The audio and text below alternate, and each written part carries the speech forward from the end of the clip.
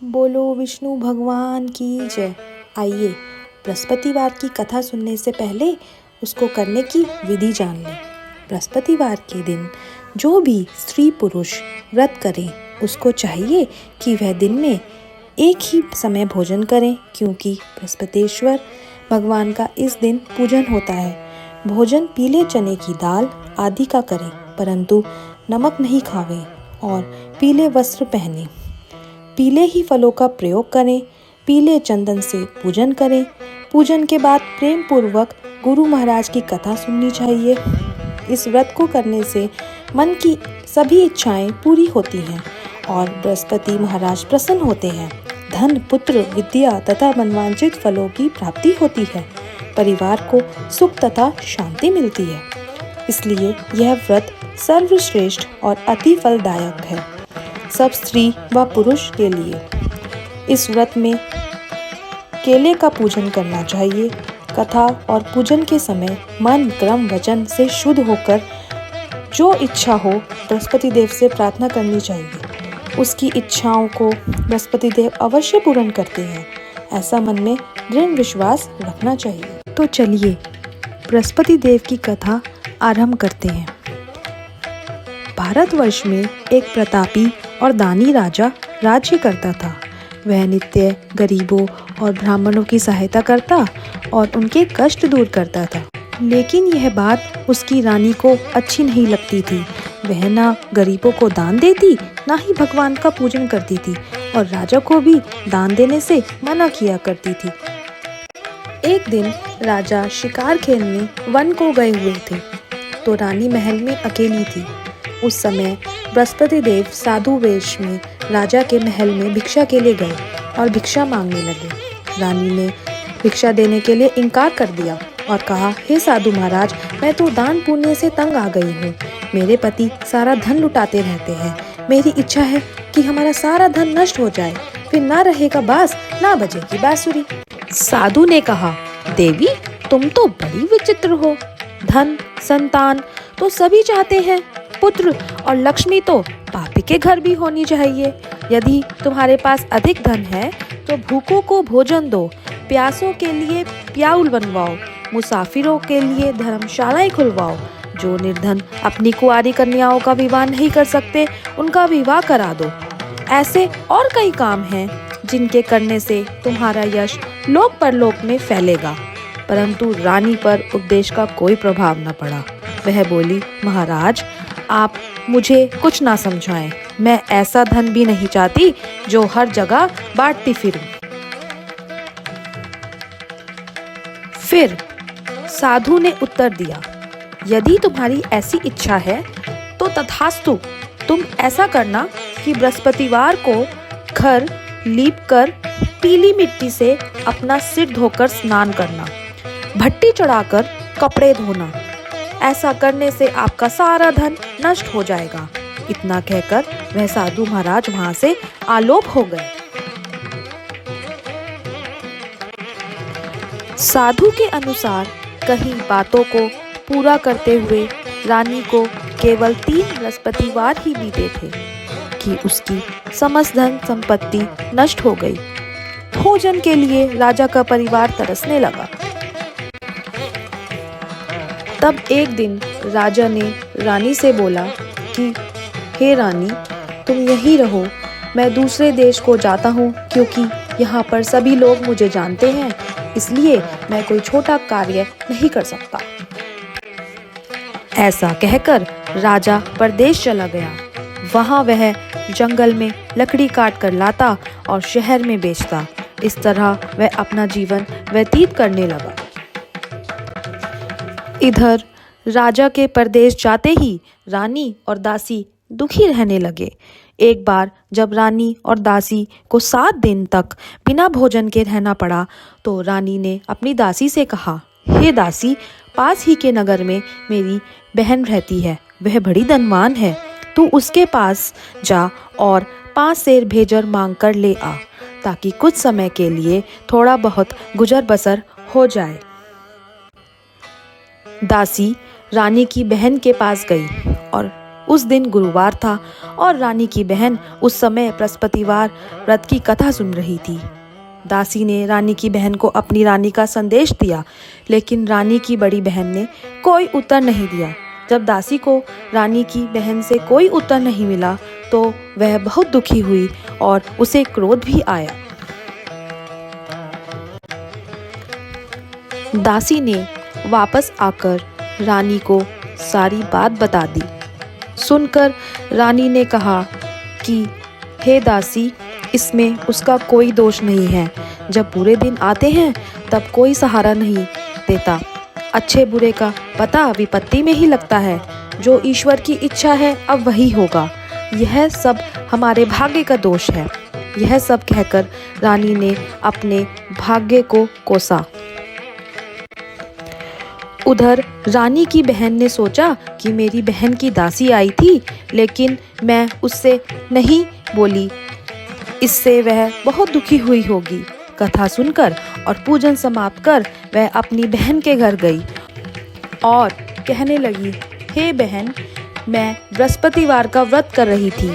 तुम्हारी दासी मेरे घर आई थी, परंतु जब तक कथा होती है तब तक ना तो उठते हैं और ना ही बोलते हैं, इसलिए मैं नहीं बोली। कहो दासी क्यों गई थी? रानी बोली, बहन तुमसे क्या छिपाऊं, हमारे घर में खाने तक को अनाज नहीं था। ऐसा कहते कहते रानी की आंख भर आई। उसने दासी समेत पिछले 7 दिनों से भूखे रहने तक की बात अपनी बहन को विस्तार पूर्वक सुना दी। रानी की बहन बोली, देखो बहन, भगवान बृहस्पति देव सबकी मनोकामना को पूर्ण करते हैं। देखो शायद तुम्हारे घर में अनाज रखा हो। पहले तो रानी को विश्वास न हुआ, पर बहन के आग्रह करने पर उसने अपनी दासी को अंदर भेजा तो उसे सचमुच अनाज से भरा एक घड़ा मिल गया। यह देखकर दासी को बड़ी हैरानी हुई। पहले तो रानी को विश्वास न हुआ, पर बहन के आग्रह करने पर उसने अपनी दासी को अंदर भेजा तो उसे सचमुच अनाज से भरा एक घड़ा मिल गया। यह देखकर दासी को बड़ी हैरानी हुई। दासी रानी से कहने लगी, हे रानी, जब हमको भोजन नहीं मिलता तो हम व्रत ही तो करते हैं, इसलिए क्यों ना इनसे व्रत और कथा की विधि पूछ ली जाए ताकि हम भी व्रत कर सके। तब रानी ने अपनी बहन से बृहस्पतिवार के व्रत के बारे में पूछा। उसकी बहन ने बताया, बृहस्पतिवार के व्रत में चने की दाल और मुनक्का से विष्णु भगवान का केले की जड़ में पूजन करें तथा दीपक जलाएं। व्रत कथा सुने और पीला भोजन ही करें, इससे बृहस्पति देव प्रसन्न होते हैं। व्रत और पूजन विधि बताकर रानी की बहन अपने घर को लौट गई।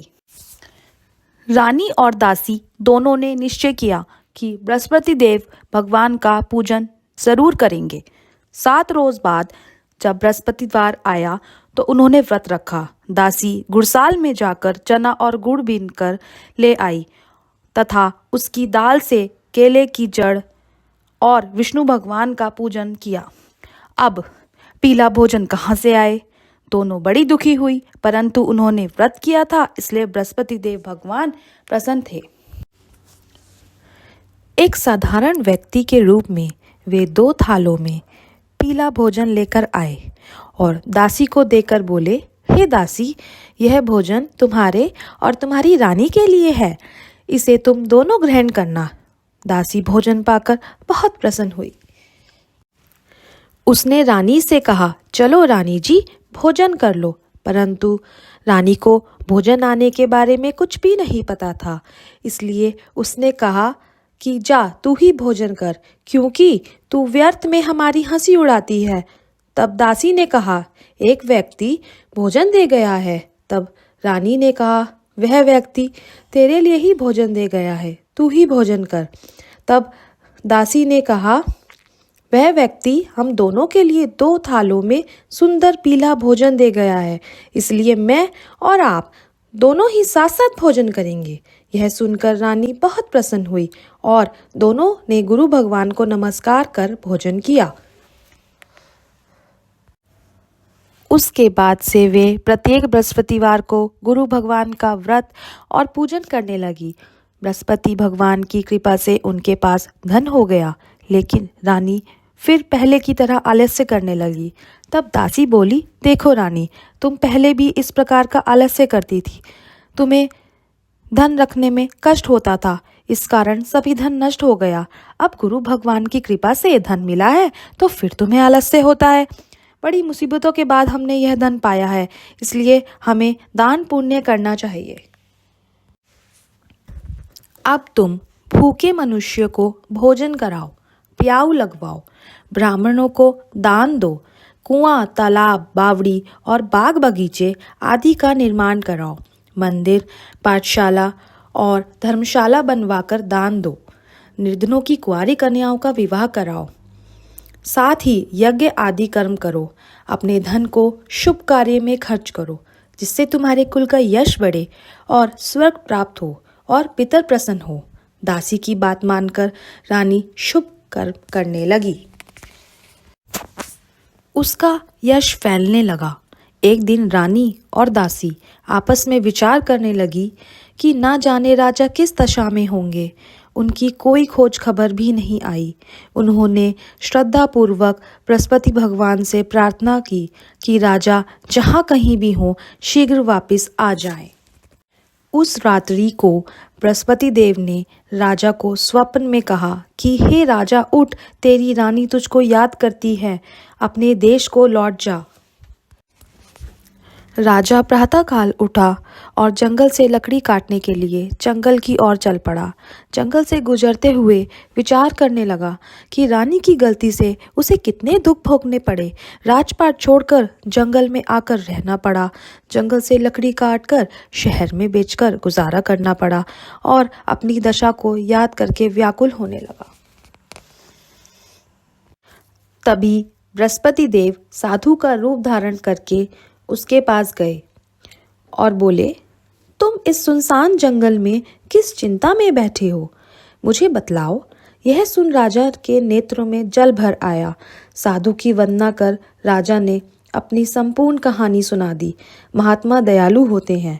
वे राजा से बोले, हे राजा, तुम्हारी पत्नी ने बृहस्पति देव के प्रति अपराध किया था, जिसके कारण तुम्हारी यह दशा हुई। अब तुम चिंता मत करो, भगवान तुम्हें पहले से भी अधिक धन देंगे। देखो, तुम्हारी पत्नी ने बृहस्पतिवार का व्रत शुरू कर दिया है। अब तुम भी बृहस्पतिवार के व्रत में चने की दाल, गुड़ और मुनक्का से विष्णु भगवान का केले के वृक्ष की जड़ में पूजन करो तथा दीपक जलाकर कथा सुनो। उस दिन एक ही समय भोजन करना, लेकिन भोजन में पीले खाद्य पदार्थ का सेवन करना जरूरी है। भगवान तुम्हारी सब मनोकामनाओं को पूर्ण करेंगे। साधु की बात सुनकर राजा बोला, हे प्रभु, लकड़ी बेचकर तो इतना पैसा भी नहीं बचता जिससे भोजन के उपरांत कुछ बचा सकूं। मैंने रात्रि में अपनी रानी को व्याकुल देखा है।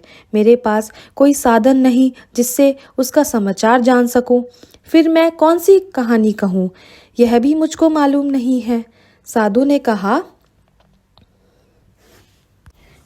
हे राजा, मन में बृहस्पतिवार भगवान के पूजन व्रत का निश्चय करो।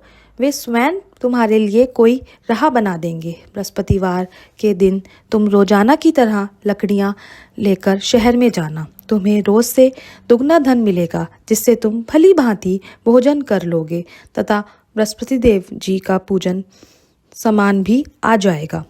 राजा ने ऐसा ही किया और उसको मनवांछित फल की प्राप्ति हो गई।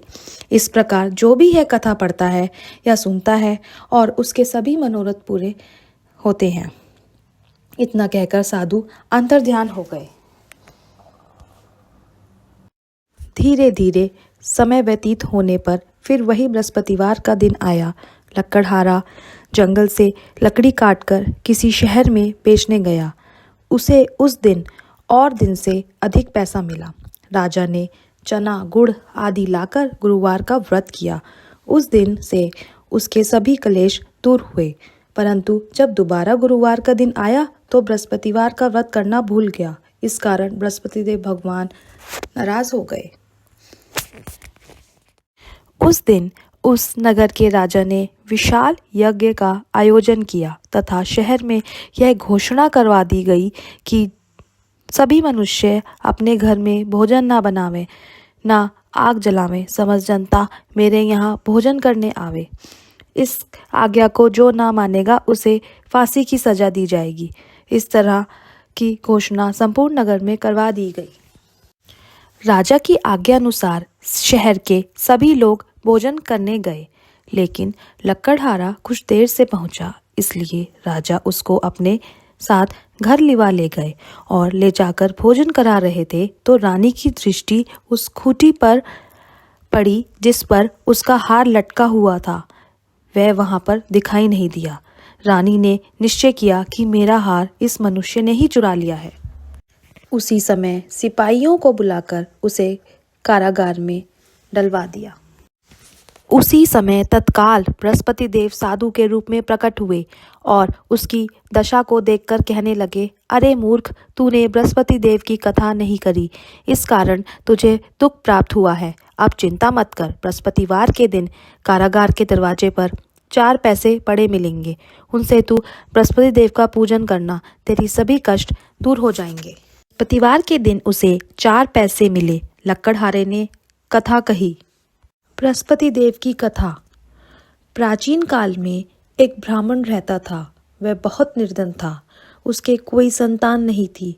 उसकी स्त्री बहुत ही मलिनता के साथ रहती थी। वह स्नान न करती, किसी देवता का पूजन न करती।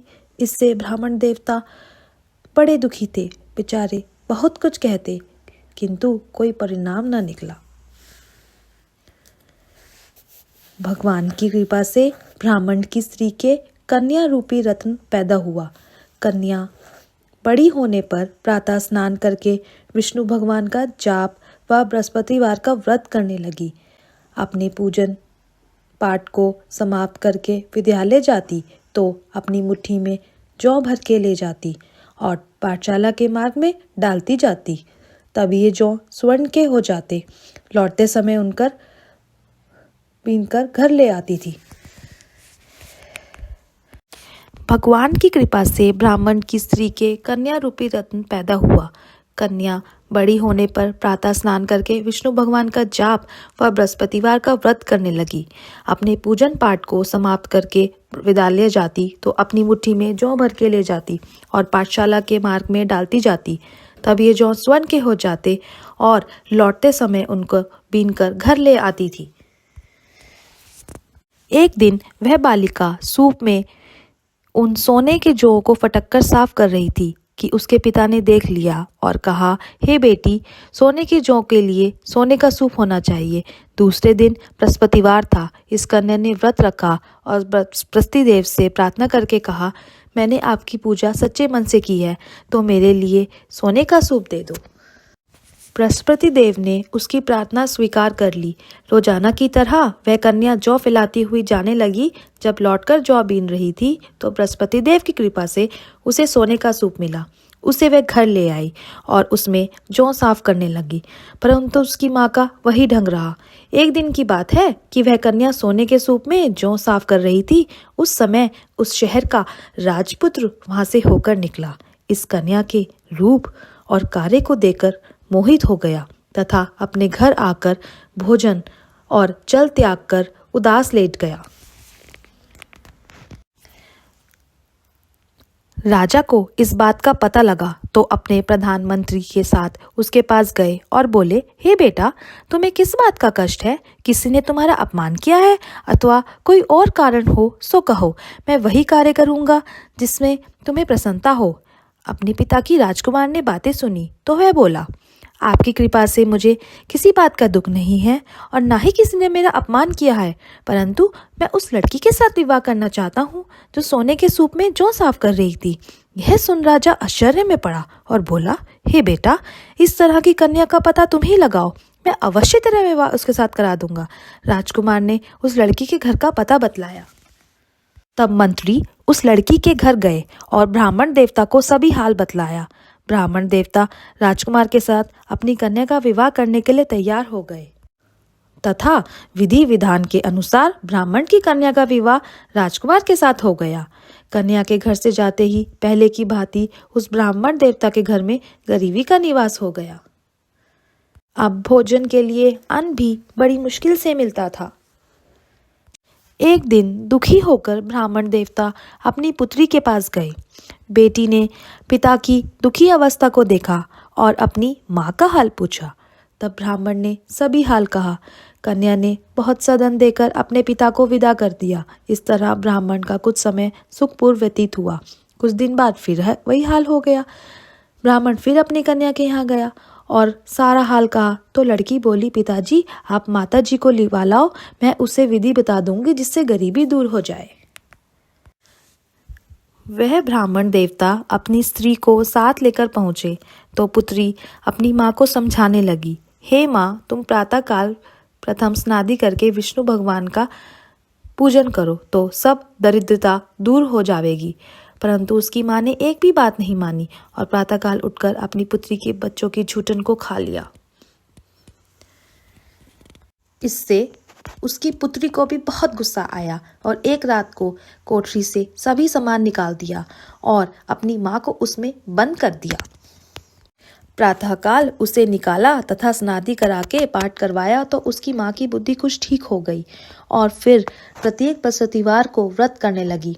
इस व्रत के प्रभाव से उसके माँ बाप बहुत ही धनवान और पुत्रवान हो गए और बृहस्पति देव जी के प्रभाव से इस लोक के सुख भोग कर स्वर्ग को प्राप्त हुए।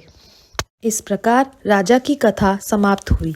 उसी रात्रि को बृहस्पति देव ने उस नगर के राजा को स्वप्न में कहा, हे राजा, तुमने जिस आदमी को कारागार में बंद कर दिया है वह निर्दोष है, वह राजा है, उसे छोड़ दो।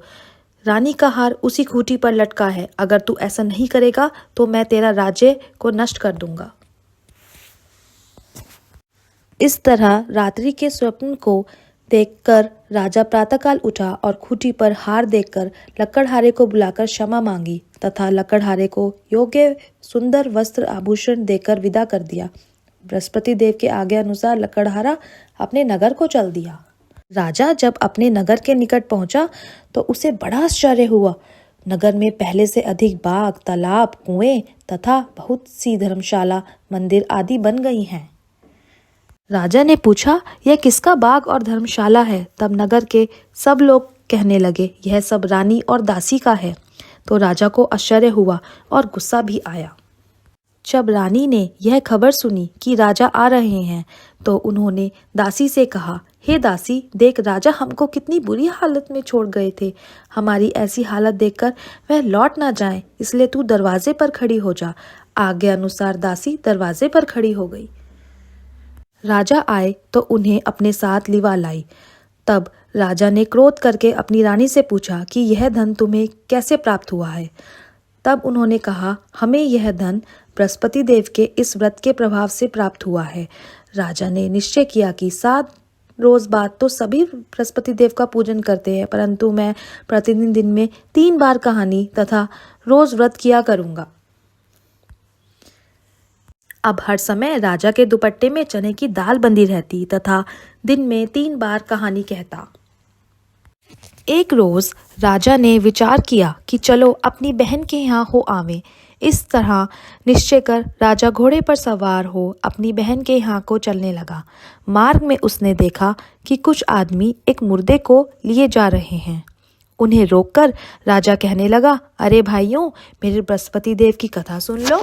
वे बोले, लो, हमारा तो आदमी मर गया है, इसको अपनी कथा की पड़ी है। परंतु कुछ आदमी बोले, अच्छा कहो, हम तुम्हारी कथा भी सुनेंगे। राजा ने दाल निकाली और जब कथा आधी हुई कि मुर्दा हिलने लगा और जब कथा समाप्त हो गई तो राम राम करके मनुष्य उठकर खड़ा हो गया। आगे मार्ग में उसे एक किसान खेत में हल चलाता मिला। राजा ने उसे देखा और उससे बोला, अरे भैया, तुम मेरी बृहस्पतिवार की कथा सुन लो। किसान बोला, जब तक तेरी कथा सुनूंगा तब तक तो 4 हरिया जोत लूंगा। जा अपनी कथा किसी और को कहना। इस तरह राजा आगे चलने लगा। राजा के हटते ही बैल पछाड़ खाकर गिर गए तथा किसान के पेट में बड़ी जोर से दर्द होने लगा। उस समय उसकी माँ रोटी लेकर आई। उसने जब यह देखा तो अपने पुत्र से सब हाल पूछा और बेटे ने सभी हाल कह दिया। तो बुढ़िया दौड़ी दौड़ी उस घुड़सवार के पास गई और उससे बोली कि मैं तेरी कथा सुनूंगी, अपनी कथा मेरे खेत पर चलकर ही कहना। राजा ने बुढ़िया के खेत पर जाकर कथा कही, जिसके सुनते ही वह बैल उठ कर खड़े हो गए तथा किसान के पेट का दर्द भी बंद हो गया। राजा ने अपनी बहन से कहा, ऐसा कोई मनुष्य है जिसने भोजन नहीं किया हो, मेरी बृहस्पतिवार की कथा सुन ले। बहन बोली, हे भैया, यह देश ऐसा ही है, पहले यहाँ लोग भोजन करते हैं, बाद में अन्य काम करते हैं। अगर कोई पड़ोस में है तो देख आऊं। वह ऐसा कहकर देखने चली गई, परंतु उसे कोई ऐसा व्यक्ति नहीं मिला जिसने भोजन ना किया हो। अतः वह कुम्हार के घर गई जिसका लड़का बीमार था। उसे मालूम हुआ कि उनके यहाँ 3 रोज से किसी ने भोजन नहीं किया है। रानी ने अपनी भाई की कथा सुनने के लिए कुम्हार से कहा तो वह तैयार हो गया। राजा ने जाकर बृहस्पतिवार की कथा कही, जिसको सुनकर उसका लड़का ठीक हो गया।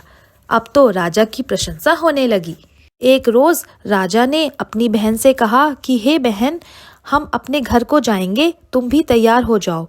राजा की बहन ने अपनी सास से कहा। सास ने कहा, हाँ चली जा, परंतु अपने लड़के को मत ले जाना, क्योंकि तेरे भाई के कोई औलाद नहीं होती। बहन ने अपने भाई से कहा, हे भैया, मैं तो चलूंगी, पर कोई बालक नहीं जाएगा। राजा बोला, जब कोई बालक नहीं चलेगा तब तुम भी क्या करोगी। बड़े दुखी मन से राजा अपने नगर को लौट आया। राजा ने अपनी रानी से कहा, हम निर्वंशी राजा हैं, हमारा मुंह देखने का धर्म नहीं है और कुछ भोजन आदि नहीं किया। रानी बोली, हे प्रभु, बृहस्पति देव ने हमें सब कुछ दिया है, वह हमें औलाद भी देंगे। उसी रात को बृहस्पति देव ने राजा से स्वप्न में कहा, हे राजा, उठ, सभी सोच त्याग दे, तेरी रानी गर्भ से है। राजा यह बात सुनकर बहुत ही खुश हुआ। 9वें महीने में उसके गर्भ से एक सुंदर पुत्र पैदा हुआ। तब राजा बोला, हे रानी, स्त्री बिना भोजन के रह सकती है, पर बिना कहे नहीं रह सकती। जब मेरी बहन आवे तुम उसे कुछ मत कहना। रानी ने सुनकर हाँ कर दिया।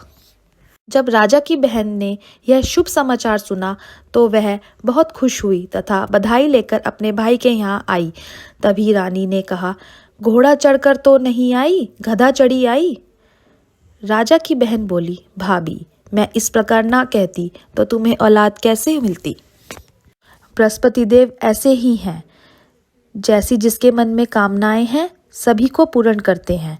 जो सद्भावना पूर्वक बृहस्पतिवार का व्रत करता है एवं कथा पढ़ता है अथवा सुनता है, दूसरों को सुनाता है, बृहस्पति देव उसकी सभी मनोकामना पूर्ण करते हैं। भगवान बृहस्पति देव उसकी सदैव रक्षा करते हैं। संसार में जो मनुष्य सद्भावना से भगवान जी का पूजन व्रत सच्चे हृदय से करते हैं तो उनकी सभी मनोकामनाएं पूर्ण करते हैं। जैसी सच्ची भावना से रानी और राजा ने उनकी कथा का गुणगान किया तो उनकी सभी इच्छाएं बृहस्पति देव जी ने पूर्ण की थी। इसलिए पूर्ण कथा सुनने के बाद प्रसाद लेकर जाना चाहिए। हृदय से उसका मनन करते हुए जयकारा बोलना चाहिए। बोलो विष्णु भगवान की जय, बोलो बृहस्पति देव भगवान की जय।